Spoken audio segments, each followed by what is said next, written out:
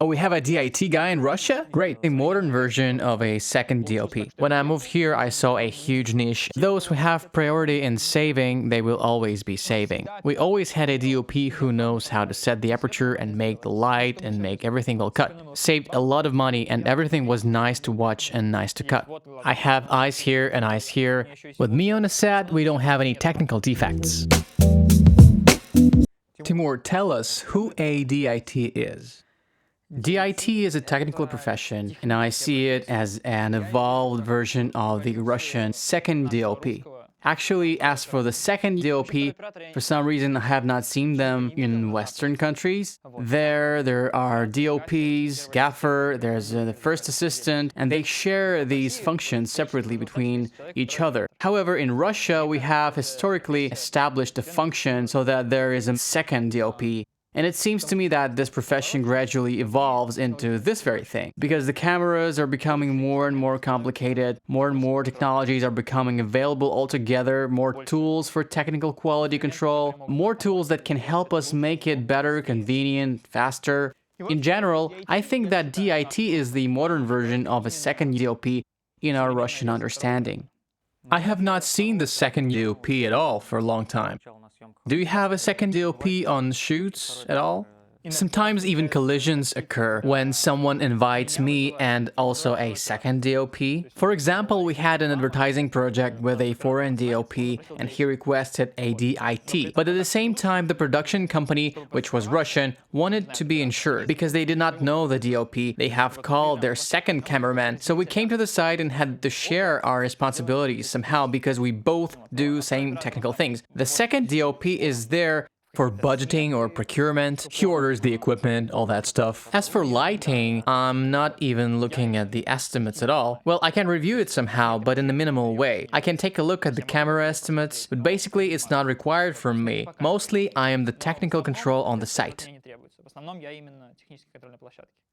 Tell me, you come to the set, you assemble your magliner, and how do you connect to the camera? Through what signal?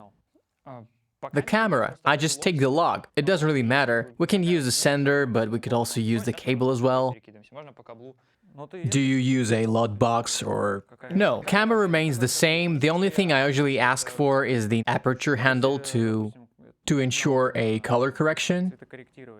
It happens already at my end. Here I have the control over what happens on this monitor, and the LUT boxes are behind this computer.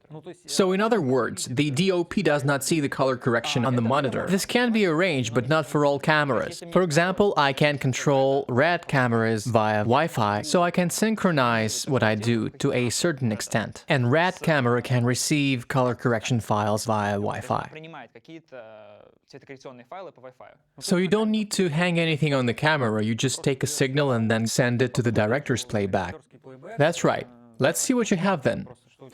Well, you can hang something on the camera, but that's just my workflow. I think that it would be more convenient not to hang anything. Okay, tell us what kind of equipment you have here on the magliner that you bring with you to the shoot. Well, the most important thing is... All things are important. It's the poor man's DIT kit, the bare minimum. A computer is essential. What computer is this? Do you need a powerful one to process this signal? If we do not do proxies here, if it's purely for the second DOP functions, color grading, we do not need any power at all. I don't have any computer resources used currently. I don't have any graphics or RAM used. Only 2 GB of graphics memory are being used at this moment. This is a MacBook Pro 2018. It is not cheap, but nothing is used in terms of resources right now. The CPU sits chilling. I have graphics memory at high levels, but I do not think it's because of the live grade. The software itself, which is exactly for online color correction, it does not consume anything. The whole process is happening there in LUT boxes behind. There are 2 LUT boxes with 2 channels, so we can work with 4 cameras. Are both of them involved now? Yes, I just took the signal from the camera and cloned it 4 times, so we can test it all. Now, I have 4 log signals and only one of them is being converted into a live picture. So you have a monitor with a quad splitter? Yes, as a separate device. So we can use one of them for false color and the other one for the live image, and during the take we can monitor if something is too bright or not. Your major task is to ensure the control of the image and comply with all the technical requirements. Yes, we can compare it to a kind of a safety net or a more qualitative approach or just an approach to an art in general. An approach to an art, as I see it, is that there are craftsmen and creators, technical guys. Yes, we have the creative tasks of the director, DOP, production designer, the people who are paid for their creativity, and there are many things that stand in the way of that creativity. There is a serious daily routine that you have to devote your time to. In order not to drag the camera yourself, there is a cameraman, not to put the light by yourself, there is a gaffer, light assistants, a focus puller, etc. You have a focus puller, and if you don't want to set the aperture on your cameras yourself and control many other things, you have the second DOP. And DIT is the next step. We go further. We have digital cameras. Why don't we use them to the full extent? With a DIT, we can see the image we're shooting 90% close to the final result, in the right contrast, in the right color. Еще и снимаем скриншоты, делаем цветокор сразу, и мы видим картинку, поскольку у нас же все-таки цифровые камеры, почему бы нам их не использовать на полную? Вот. И как бы у нас есть возможность сразу видеть, что мы снимаем, ну, на 90% приближенных к финалу. Ну вот, в правильном контрасте, в правильном цвете. Yeah, cool. So, what's your color correction panel? This is the cheapest and the most convenient panel available, which is one of the smallest, I think. The tangent ripple, the tiniest, I know, it's $350, something like that. It fits into a backpack or suitcase, unlike any other color correction panels. So it's more convenient than the mouse. I do not use a mouse at all. A tablet instead. Yeah, a tablet. Do you use a Stream Deck or, to its full extent, it's a pure magic? So you program some presets? Yes, I have it all preset. The presets for Stream Deck, for the parallel monitor. When I switch between cameras, it changes the signal here at once. It does not change on the big monitor, but at the same time, if it switches to the C camera, I click C, and immediately I see the picture from the C camera here. Here it is in the log. What kind of monitor is this? This is an oscilloscope, a tool for the signal analysis. It's not really a monitor. Only the waveform? Well, you could turn off the waveform and take a look at the picture, but it's very tiny. It has an LCD display, but the cool thing is that it has a hardware-generated waveforms. The waveform, the vector scope, are very accurate, and they show every pixel accurately, and they do it fast. Прикол в том, что как бы у тебя waveform и векторскоп, они очень правильные, то есть не каждый пиксель тебе правильно показывает. For example, you have some lamp in the frame that begins to rotate and you think it's too bright. You don't have enough time to see it on the monitor like this one. It's not detailed enough. Ты это не успеешь увидеть. Она, ну, недостаточно детальная. But here I can see it. I can also take the tool and make a stripe and choose, for example, what level I'd like to have on my face. Now I can see my face is set exactly at 70%. It means that we expose the image correctly. I can be in control of what is going on. It's very convenient. Do you use a false color? Yes, I do. I have the control of LUTs, and the false color is simply a LUT. I can output false color through my system. I just push a button. And I have a standardized false color for any number of cameras. It is just convenient when you have a camera from several different manufacturers. They have a false color all a little bit different. And when you have the same false color and you can bring them together in the same way, it's much more convenient. And the clients don't see it because I give the client a clear signal. A false color is only for me. Or for the DOPs. We usually stand here together with the DOP. It's like our Megliner that's always on the side. It's not far away, and we immediately take a look at our picture here and see how it fits with other cameras and communicate with the cameraman on the radio. Or we pull the aperture here. What do you need to study to become a DIT? I studied as a DOP. Where exactly? In a university close to New York. During a short period of time, actually, 1 year. Was it some kind of course or? No, I should have had a full degree. So you just left earlier? Yeah, I quit after 1 year. It just happened that after a year, I got involved in cinema production and I started working more and more professionally and started developing my skills through mentoring system. So I learned from a DOP, I found myself a mentor who taught me, and this is how I was learning. And you have never studied for a DOP before and never worked? You got enrolled in a university and in a year you immediately got into production. No, I started shooting when I was at school. At school I shot some YouTube clips, then I switched to clips for my friends, then I just developed further and I already had some portfolio, and then right before the university I started to get into professional film sets and got acquainted with some of the directors, some low-budget projects. During the year of my studies I was dragged right into it. When you're enthusiastic you start doing more and more. During this year I got involved and I found a DOP who wanted to teach me and a second director who constantly called me for some short films, clips, all that stuff. As a result, after a year I stopped studying and just started working on the set.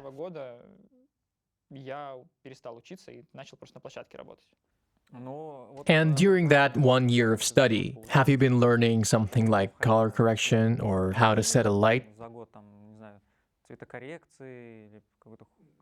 No, we were taught some general concepts. The first year was just general concepts. That year was just team interaction. We had projects mostly where we were divided into teams of 4 people, directors, DOP, editor, scriptwriter. And during 4 weeks, we had 4 projects, 1 project per week, and we had to switch roles. We switched roles just to understand what it is to be in every single role and where we wanted to go further. So this was a filmmaking course.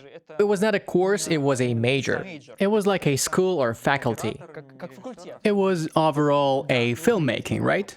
Yes, eventually you simply work with one of the teachers more closely. This is how it was in the university where I studied. There we had a faculty in filmmaking where we already had professors who taught us more. You could just create your own schedule, choose the courses you'd like to take and in which year, and you could simply take more DOP courses and go in that direction. And how did you find yourself in the US? Did you want to go there to study, or were you already living there? No, my father is a scientist and he travels around the world. Then one day we moved to the United States and we lived in New York in the state of New Jersey. When I was finishing school, my parents had already moved to another place, but I stayed in New York and I really like this place.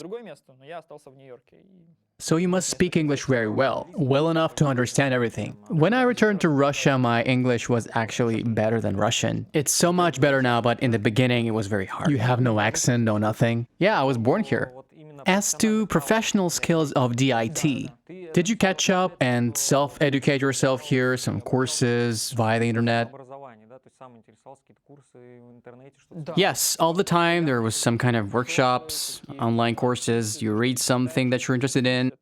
Academic education is cool, but you can also achieve a lot of things by yourself, communicating with people, and if you're really interested. Well, if you're in the process. Yes, you're in the process, you face some issues, you write them down immediately, and you come up with a list of things you have to learn. It helps you organize yourself, and eventually the only difference is whether you have a sheet of paper that says you have a degree. So basically you address to the same teachers. You go ahead to the set with one DOP and with another DOP, and during the process you can ask them questions and learn something new, something interesting. Perhaps we're talking about a skill set for a DIT. Certainly the first thing is to understand the DOP's art, or at least the technical part of it: exposure, filters, lenses, cameras, sensors, film. I consider this understanding of how film works extremely important for a DIT or a second DOP.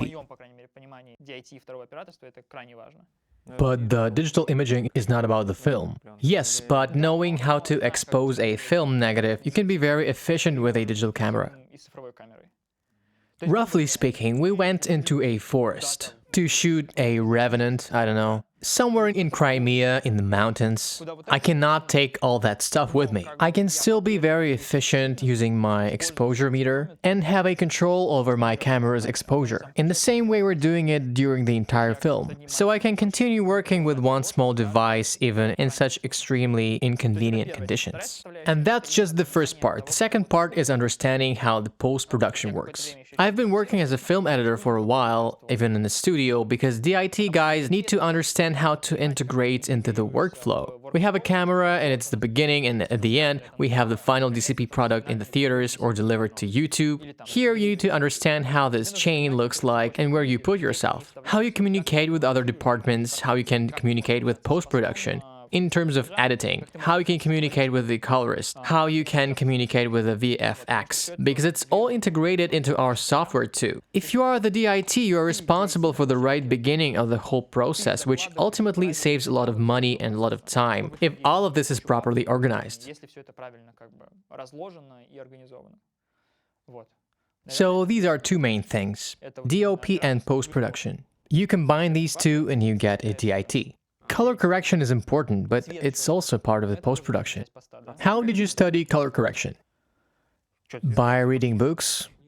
I ordered some books and I read them, and I continue to read them and reread, but I do not consider myself a colorist in any way. So you just learn the essentials, right? Yes, just to understand everything. For example, we want to make picture cold, but not by adding the blue, and to make it balanced. I think I fit in between the colorist and the DOP.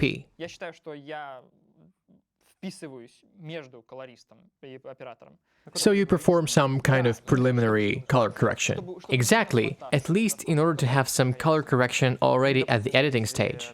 So if the DOP wants to work with LUTs, you just do it. Yes. So the camera guy brings a LUT library, for example, and gives it to you. Yes, but the LUTs are made for other cameras, other lenses. We can do something to upgrade them so that the look remains. But perhaps the biggest advantage is that the editing process is already made in color. It's very cool when you already understand what you will have in color. If you have a particularly large project, then you have 6 months of post-production and you will watch it all the time in that gray 709 non-contrasted, and you'll get used to it. And the director gets used to it, and then you have to get away from it. Because you're getting used to the dramaturgy, and the color has an enormous role in dramaturgy, and you get used to it. And then it turns out you finally get the contrast and some color, and this is perceived as a shocking experience, as if it was a completely different material. It's not like we've edited it. But if you don't have, let's say, a 100% final product, it's not perfectly balanced there, no noises, no mask effects, but you already have it in the key of the scene, especially if we divide our project. Some scenes may be warm, some scenes may have a green tint. In this case, all the color inconsistencies still merge together very well at the editing stage, and you already have a nice big concept of the film, which is very cool.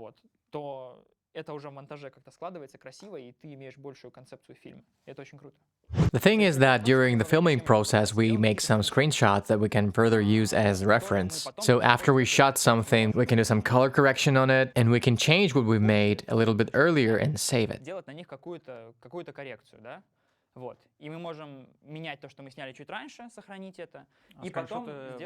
How do you make these screenshots? Are these just typical screenshots, or you save them in TIFF format? Yes, they are saved in a RAW format, but I just don't remember exactly which one.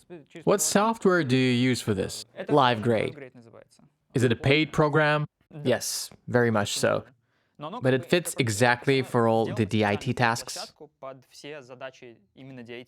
So there's a function to make a quick screenshots. When on the set, I'm only using this software. I have a LiveGrade, I connect all the stuff through it. The router, the quad splitters, the monitors, the LUT boxes, and all the control goes through LiveGrade.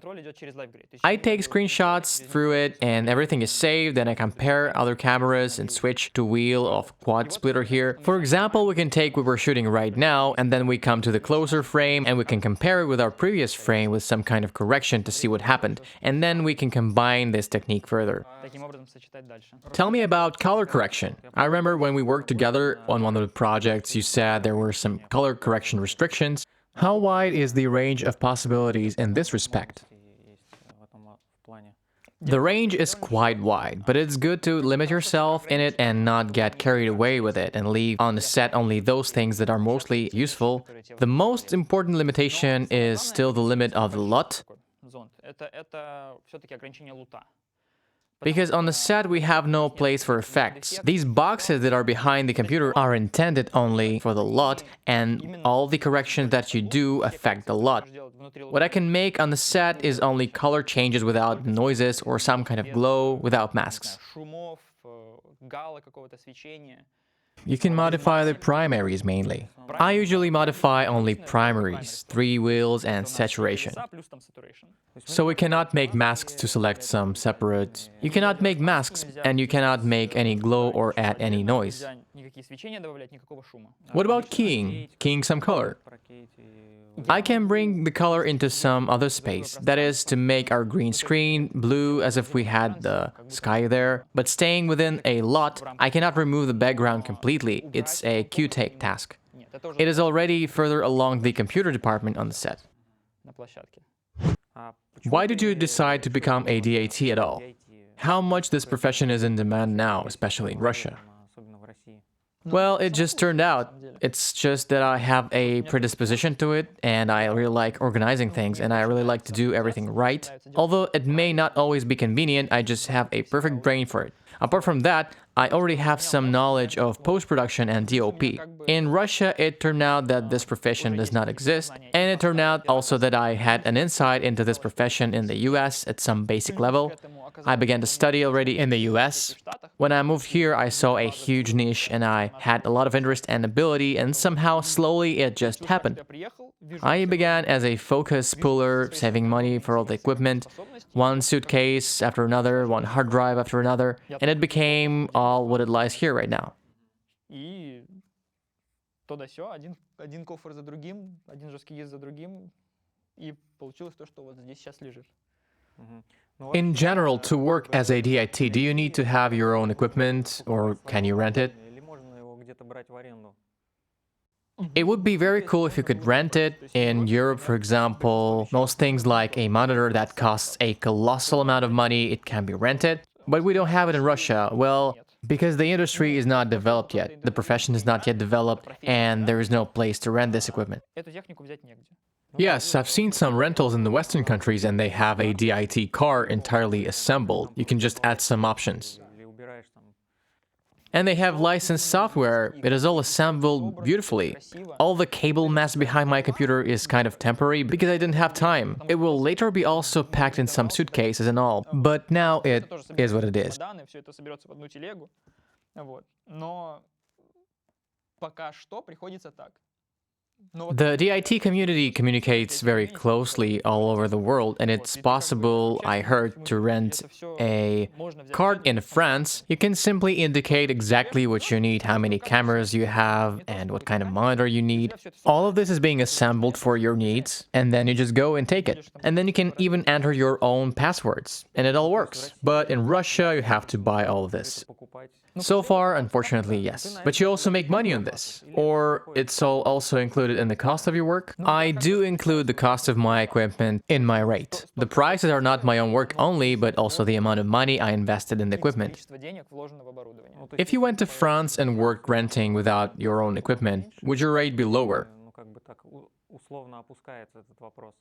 It is always more convenient to work with your own equipment if you have to work with somebody else's equipment. I don't really see why it's necessary. But if it is necessary, of course, we will work with someone else's equipment. If we need to work with 8 cameras, my own equipment will not be enough for 8 cameras. Here I have a set for 4 cameras only. We'll be able to get it. But again, the work with our own equipment is just much more convenient and much more efficient. Because I have everything set up, I can stream with my own presets. I mean, it's all on the buttons, and it's so much faster. It's like a cameraman who comes with his own camera and his own filter set or his exposure meter. You get used to it, and you work with it much faster. Tell us, if the DOP plans to work with LUTs on the project, how does this technology work? Do we do some initial tests?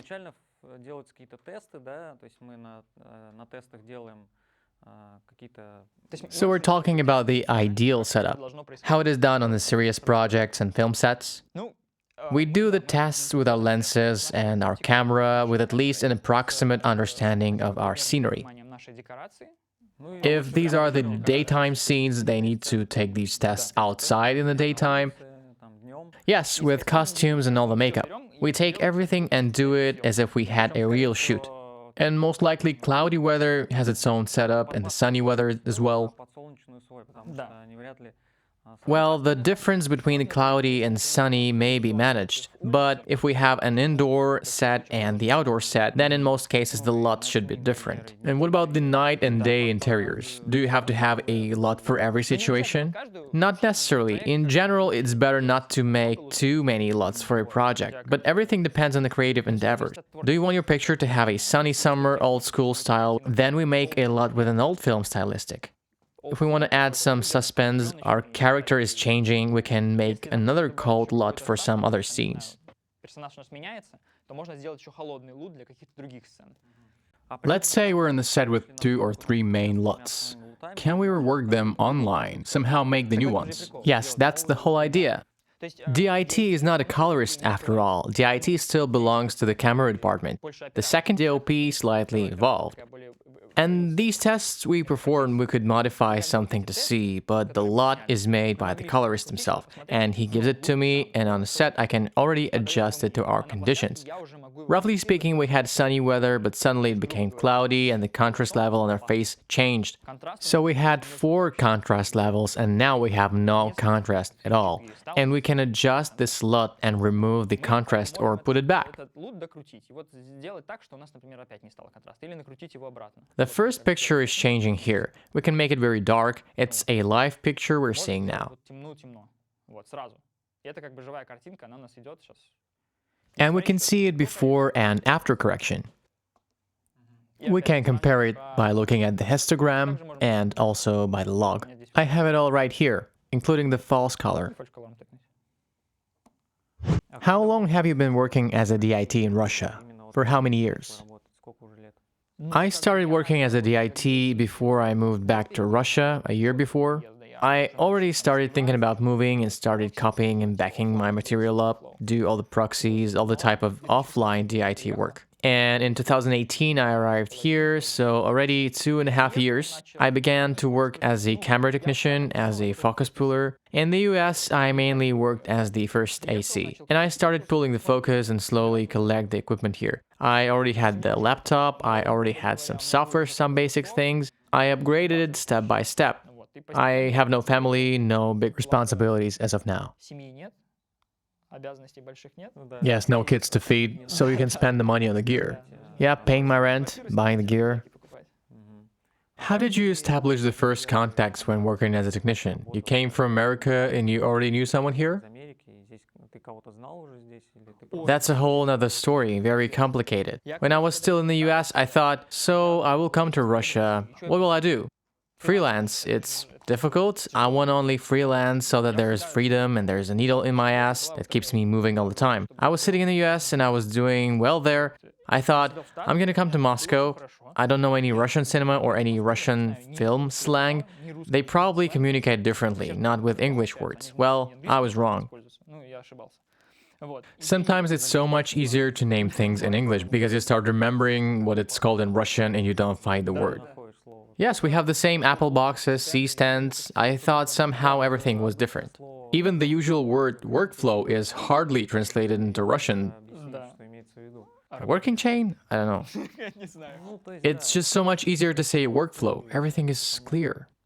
That's why in the beginning, when I was still in the US, 6 months before the move, I started to write some random people on Instagram. I just searched for some random DOP guys or first ACs in Russia. Somebody answered, somebody didn't. It's not the point, it did not help much. Then I came to some social networks and started to look for something to get acquainted. I got into some trash projects, TV series, all very creepy. But gradually, all this was filtered out, and for probably probably after 6 months or a year already, I stopped getting into shitty projects. By that time, I had already got acquainted with some rentals, and I got a lot of my acquaintances through rentals, especially when I worked as a camera technician and focus puller, because I combined this very often, and I hung out on the rentals very often. So you come before the shoot, after the shoot, and if you're enthusiastic, people see you, they go to some tests and test something interesting to try. And you say, like, I need some help here, and you meet people, and the same thing when I started doing DIT through discussing, look, it would be cool if we made it like that together. And some people got inspired with this idea. And those who do, they call you, invite you, say, come on, this time we have budget, come to us. So, to those same DOPs who you worked with as a technician, you started offering them the option to try something like DIT, or you just bought all the equipment and announced that you are now a DIT? I have always been a fan of a proper workflow. I have always backed up very well on a set.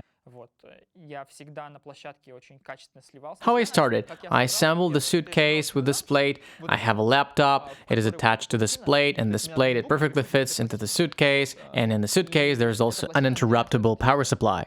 And the hard drives are stored there. I have a very portable setup for very correct and incredibly fast backup. I had a very big success when LF cameras appeared in Russia because there was twice as much material that had to be backed up in time. And I knew how to do it. In other words, I had already started to have a reputation as a computer guy on a set. I was constantly going out to the tests and collected the test archives of my own tests. I had a whole library of different lenses, of different cameras there. While you're communicating on these tests, you were treated as if you were a computer guy. You say the same thing here. Look, I just bought this hardware. Look what I can do.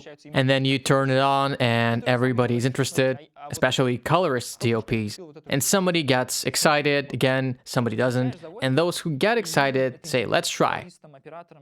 Кто-то загорается, опять же, кто-то нет, и те, кто загораются, сразу же давай, вот смотри, вот. Давай попробуем. So you started by backing up. The first stage of DIT is just backing up. It is not even DIT yet. There are 3 stages. The first is to back up correctly using a check algorithm to copy onto multiple hard drives all at the same time and not slow down the process, just to understand how to do it safely.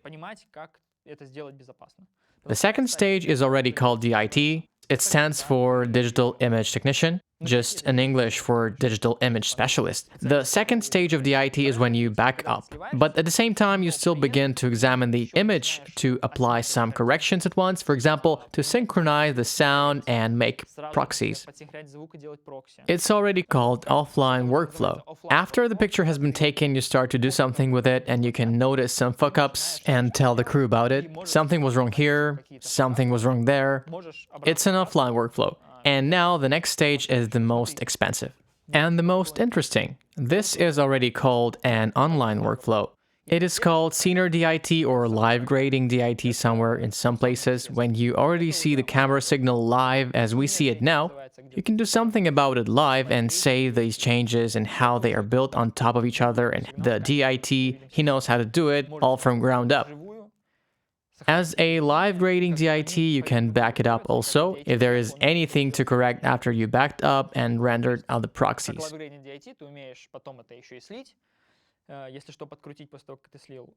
It all works out and it's all quite convenient, but the only thing is that when you already go to the second DOP level is that second DOP level where you focus on multiple cameras, you try to synchronize them all, you try to bring the picture together, or sometimes even with only one camera.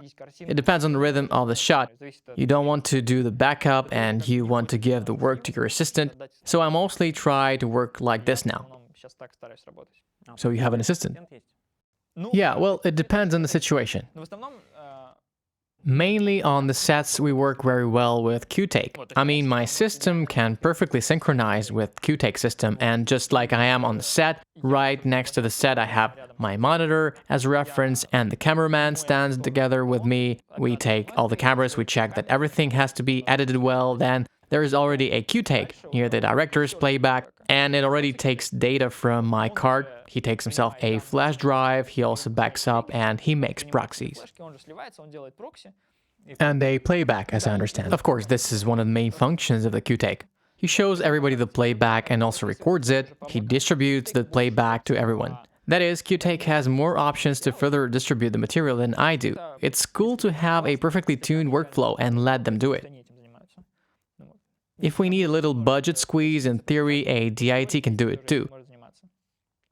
I used to do it for a long time and keep doing it when we need to do it. It just reduces our efficiency a little bit. If we have a picture where we don't have a lot of frames per day, it just adds up. But when everything is tight, it's best to concentrate your duties on the narrower field. Then you achieve the highest efficiency. Tell us one more time what you have in your kit. I see that you have an exposure meter, a spectrometer. Tell me what kind of monitor you have. How much should it be fit for color correction, calibrated, or simply enough to have some kind of video signal and use mainly indicators such as waveform or histogram?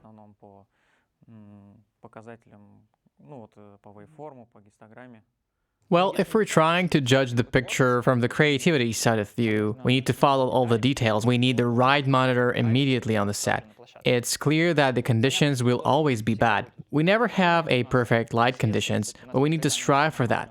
So we need to have a good monitor with good contrast, with good colors, which you can believe.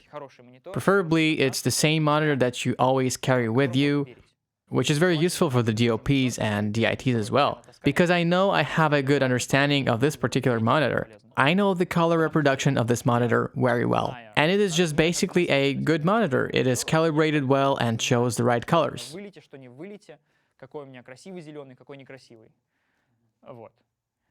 И плюс, как бы, это просто, в принципе, хороший монитор, он показывает именно, он калиброванный, и он показывает правильные цвета и... How much is it? This model is not being sold anymore, but when it was sold, it cost around $6,000, and it's not being sold right now because they just stopped producing it. It is still considered to be the benchmark monitor for the set. It is a Sony with exactly the same, almost the same matrix there is a Flanders monitor. The cool thing of this matrix is that this is an OLED technology. The blacks here are real black. You cannot see it as if the monitor was turned off. It provides a very good contrast, which really helps you on the set. It helps a lot because you can have flares, but this black will always remain real black.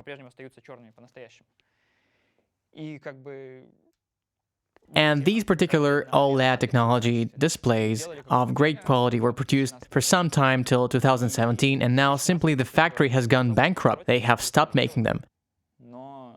But everyone still loves them very much, and therefore such monitors are sold now more expensive than they cost when they were made. Flanders monitors in general now have crazy prices around $10,000, although it used to cost only $5,000 before. Your monitors can be compared to your eyes. Yes, I have a lot of eyes here. Here, the main motto is, I trust, but I check. Therefore, I have eyes here, and then I still have the other eyes here. The essence of DIT is that you keep everything under control all the time, and you are insured as much as possible in all of your parameters. Yes, exactly. You are technically responsible instead of a DOP. DOP are still artists, and let the artist be engaged in beauty and remove the technical responsibility from him as much as possible. There is also a further evolution in the fact that the cameraman doesn't take the camera settings himself, he just sets the frame the way he wants to, and he doesn't try to open the aperture later on and think of something else to do to avoid distraction to such a process. In terms of economics, the question is what kind of money was invested from the outside, or this is all that you earned as a camera technician and you started to invest this money. In other words, does this profession require money which needs to come from somewhere else, from outside, or you simply had to borrow the money? Thank God I didn't have to run into debts, especially considering the interest rate in Russia. So it is well paid. Well, the camera technicians are not so well paid, but focus pullers are well appreciated in our country, even more than in the United States. In the United States, as far as I know, the first AC is also a technician and a focus puller, so it is a combined position. It is very convenient. It's a working scheme. But I'm talking about the focus requirements. A Russian director notices when we have the slightest defocus, a situation which rarely happens in the US. Don't they notice there? Well, if the difference is not that large. So they have a softer focus. It seems to me that they concentrate on the actors and the director trusts the cameraman more, thinking like, this is your business, do it. But it's not the point. In general, our focus pullers are appreciated and they can earn good money, so you can do well. I practiced both things and I bought myself one hardware after another. It is affordable after all. It's hard, of course, but it is manageable. And I managed to acquire everything in 2 years. And after 2 years, this is what I have.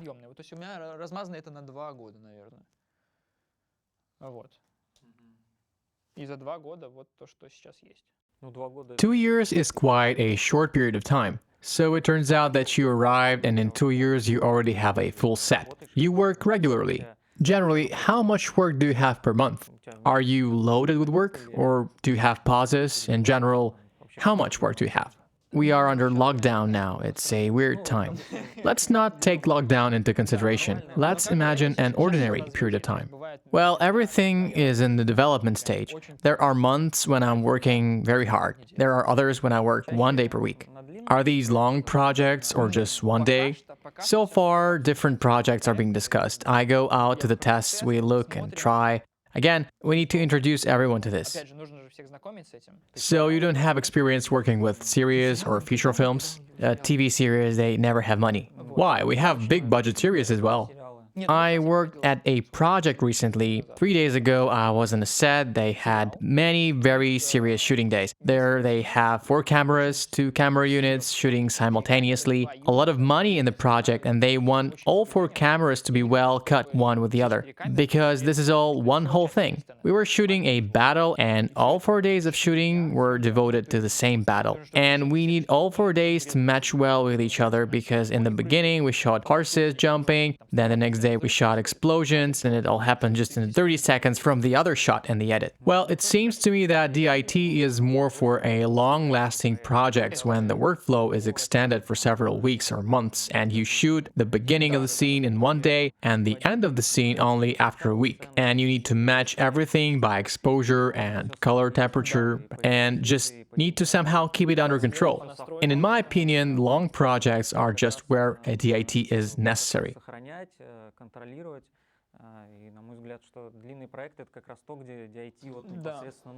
Partially, these functions can be done with QTAKE. It means to record the playback to see what we're doing then. This can be done with QTAKE, without screenshot. If we did not include some kind of correction, but we just had a scene and we need it now, we can do it with QTAKE. Some more detailed things like camera settings or the exposure, the color, this is already more a responsibility of the second DOP, the DIT.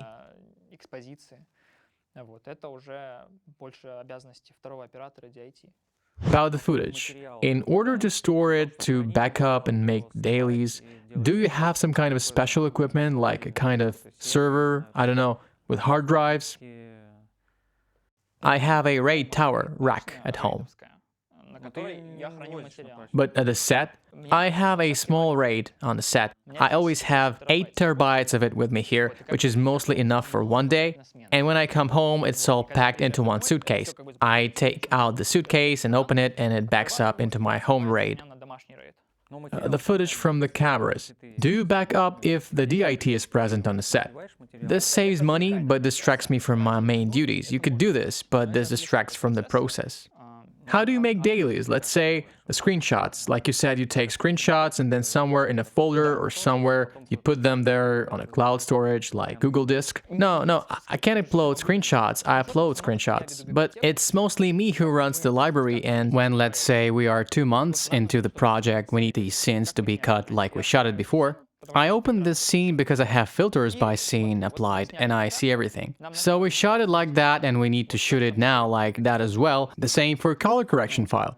But as for the dailies, that's a separate story. In general, it's done mostly with QTAKE on the set. Basically, all the things I do can be connected to QTAKE and everything will be synchronized. QTAKE will immediately show down playback and record playback and upload it to the dailies. And it can back up and make proxies, all this can be set up. But if we don't have QTAKE, we need to still work somehow, then my live grade software will synchronize perfectly with Silverstack and all those corrections. What is Silverstack? A backup program. Well,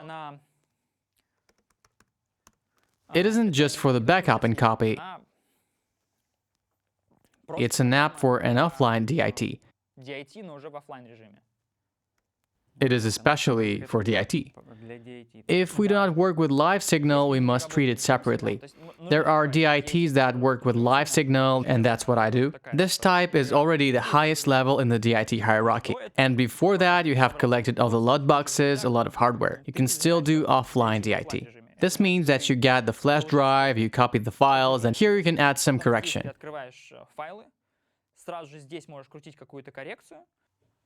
Voila, I have a picture right away. Here I can modify it or do something. This is some kind of correction. Is it possible to save it in a LUT? It is possible to save it in a LUT. It is possible to save it in any other standards that can be transferred between the post-production and the set. But the most important thing is that I can export proxies here at once.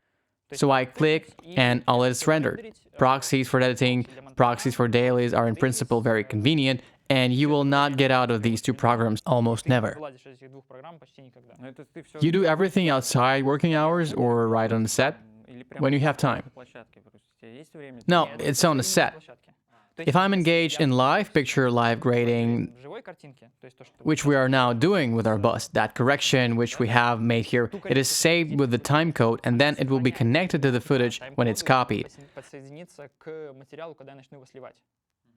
In theory, you can just, well, not only in theory, but in practice, I basically work in a way that I'm making a bunch of screenshots, I save them, and these screenshots, when copying of the footage, they automatically reconnect and correction is applied.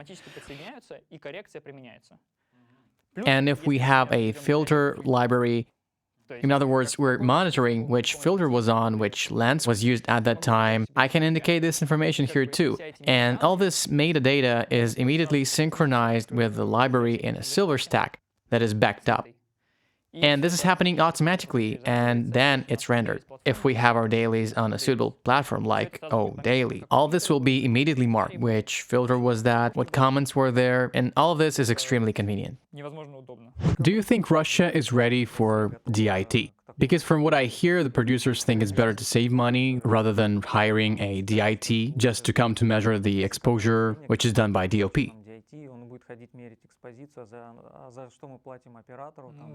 Yeah, we used to work without them before, as they say.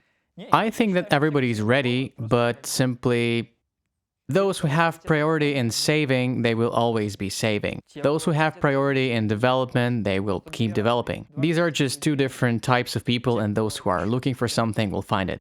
But how would you explain the producer why he needs you? Why they cannot do it without you? I have a different approach. Those who call me, they already know the reason why they need me.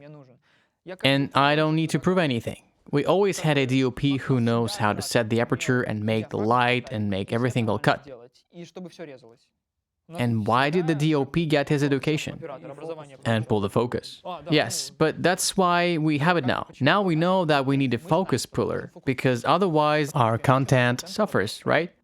Now, those who know who DIT is, they call me, they see the difference. There was a project I worked on last winter. They clearly saw the difference. They saw everything just being so easy after that. Because half of the project was shot there when I wasn't there, when I hadn't built the whole system yet, and one half of this project, there was a foreign cameraman who requested a DIT, but they didn't give it to him. Then the main block was shot and there was another month of additional shootings. And then for that month I had everything ready and they invited me. So they say that the real difference is that what we shot earlier is still being edited now. And what I gave them saved a lot of money and everything was nice to watch and nice to cut.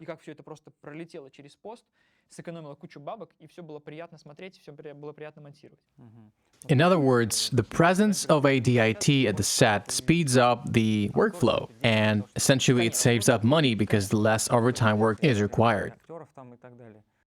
We save a lot of money, we save a lot of money for creativity. Less defects.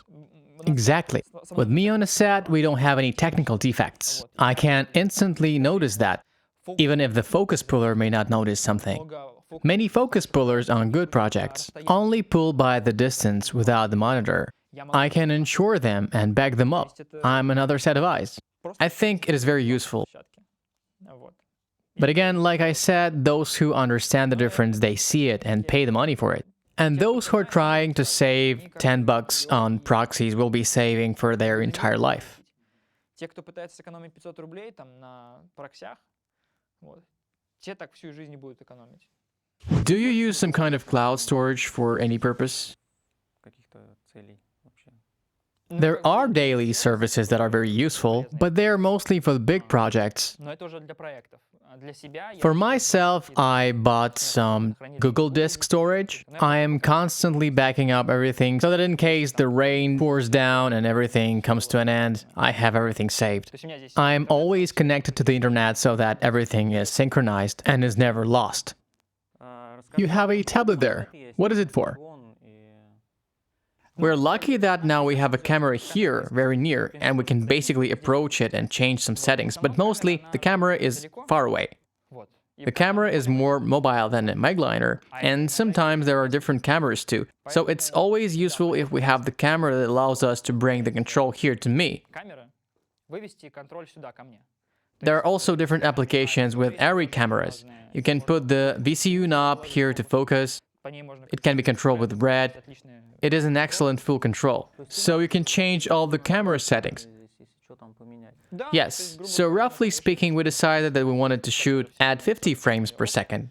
And just click and it's done. Then we realized it was dark, we opened the aperture back. We didn't have enough steps, we're out of the lens. In other words, you can change camera settings so quickly that the cameraman does not need to. This is also the point. Here I have a radio, here I have all the control of all such technical things. And we simply say what is the right thing, and we do it. Moreover, it's often what we do. The cameraman may not even notice. So if we know that we're going forward to the next frame where we don't have 50 frames per second rapid, we just switch immediately and the camera is ready. We're not stupid, we know what we're shooting. Понимаем, что мы снимаем. How do you advertise yourself? Do you post on Instagram, other social media, in mailing lists, any marketing, or just personal contacts? Никакого. I have an Instagram account, but for my own pleasure. I don't run any campaigns. I'm just very passionate about cinema. I almost do nothing in my life except cinema. В жизни, кроме как кино. Пока что, по крайней мере. So far, this Instagram is all about cinema, so it attracts filmmakers, especially those who are interested. Особенно тех, кто как It turns out that Instagram works for me and creates a very confident impression of activity. и создает очень такую уверенную ИБД. Do you have any requests that come through Instagram? A lot of questions. Да. Ну, в основном Basically, all those who find me through Instagram, they do not have budgets yet to experiment with such technologies, because it's all not yet well developed. развитая. And there are many questions from the producers, Люди, которым people who want it but cannot afford it yet. But mostly I receive a lot of questions from people like how to do this, why to do this, типа, как это those who probably want to start potentially as a DIT. A few guys who really just saw that it works, saw that it's cool, and wanted to do it too. видели, что это. They also write me, and that usually comes out of social network. Вот они тоже так вот пишут. Обычно выходит через какой-то из социальных сетей. I hope that our video will also answer these questions and you will send them the link. Yes, so that I don't need to answer many times the same questions. By the way, I first found you in Instagram. A DOP was working with you and tagged you in the stories or somewhere else. And I was also interested in DIT. I needed a DIT myself and paid attention to it.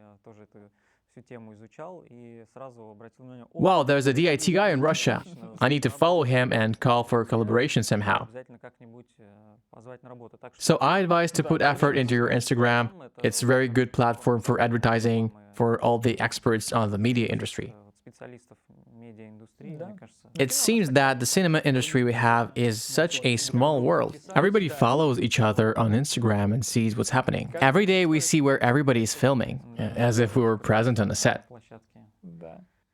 Well, mostly, of course, I receive requests through tests and personal contacts. I get to know people on the tests, and I like to test something very much. When a task comes to a project, like the simplest one, let's say the project about the Soviet Union, is if we shot a movie in that era, how we will do it. We have 5 sets of lenses there, 3 different cameras, and we have to assemble something from them. That is how we come to the rental site and I start experimenting. I may have a library of my own. I look at different tests with DOP and show them different ways of doing it. That's how we test. We communicate with the DOP, we're shooting something, and if it goes well, they try to invite you to this project. So you show your technical skills and the DOP sees that you are smart and knows he can work with you. And then you just get acquainted. When you're some people in Instagram, it certainly is perceived differently than when you actually meet. Online, we may not know each other, but here we are, and we've already talked in person, we understand that there is a contact between us, and we can work together. And it especially works between those who want something new. And why not to try? Even if not on this exact project, which we tested there, in a week there may appear something more, advertising, and you can always experiment with advertising. Advertising is all about testing new technologies. Yes, a great opportunity. Every advertising project, you can try a new lens, a new camera, new lighting, different grips, everything you want. There are shootings with foreigners because they require DIT, especially when it is a certain level of shooting. If you don't have a live grade, no technical backup, often it is the productions, not even the DOP. The production company requires such a person on the set because the quality is required. Someone who is responsible for all the fuck-ups. Who's responsible for the creativity. We have a DOP who designed the light pattern and created the combo of camera and lenses and invented the motion. Yes, we have a director who is responsible for all that happens inside the frame. We have a production designer who is responsible for the props in the frame, and we have a person who is responsible for the technical component. It used to be the DOP.